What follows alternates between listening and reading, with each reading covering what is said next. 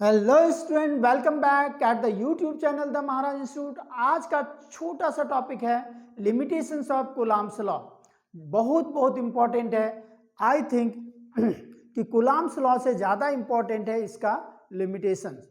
इसलिए बच्चों मैंने बोर्ड पर लिख दिया है। इसको आपने करना क्या है, जल्दी से स्क्रीनशॉट ले लो और अपने डायरी में या नोटबुक में लिख लो इसको। तो लिमिटेशन अगर हम देखें, हर एक लॉ के कुछ ना कुछ लिमिटेशंस तो होते ही हैं, लेकिन कूलम्ब्स लॉ के ये इतनी सारे लिमिटेशंस हैं और भी हैं, बट जो इम्पोर्टेंट था 3-4 पॉइंट्स वो हमने आपको लिखाया है। फर्स्ट पॉइंट है, it is applicable for point charge only. Coulomb's law is valid only for point charges. जैसा कि आपने देखा था पहले हमने क्लास लिए थे, उसमें भी बताया है कि ये पॉइंट चार्ज के लिए ही वैलिड है। लार्ज चार्ज हो या इरेगुलर बॉडी हो जिस पर चार्ज है ना, तो उसके लिए कूलम्ब्स लॉ वैलिड नहीं है। समझ में आ गया। सेकेंड पॉइंट है हमारा, it is valid for stationary charges only.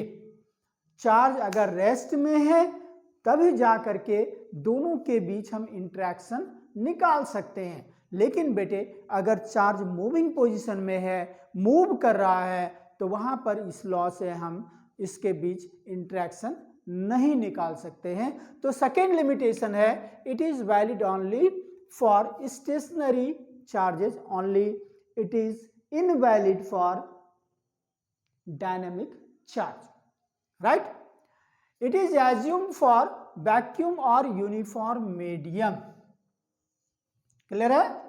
Uniform medium के लिए या वैक्यूम के लिए इस लॉ को माना गया है कि यहां से हम इंटरेक्शन निकाल सकते हैं। कब?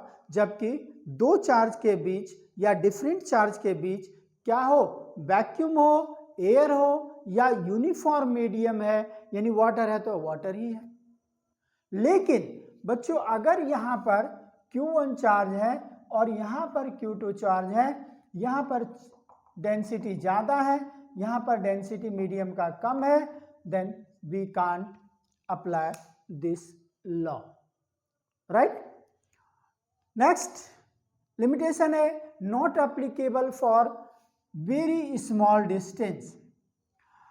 यहां पर कूलम्ब्स लॉ में हमने जो R लिया है वो R मेजर किया जा सकता है। जैसे कि हमने देखा दो चार्ज बॉडी है, दोनों के बीच जो डिस्टेंस है in comparison with the charge वो बहुत ज़्यादा है, जिसको कि हम लोग मेजर कर सकते हैं।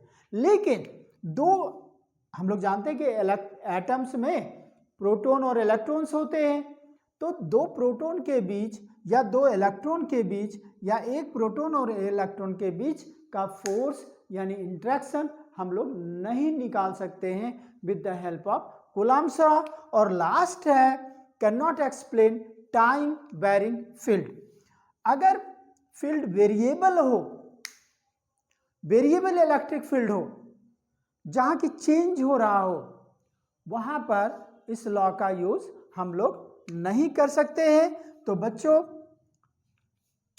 सिर्फ ये 4-5 पॉइंट है, इनको हम लोग याद कर लेंगे, समझ के याद करेंगे।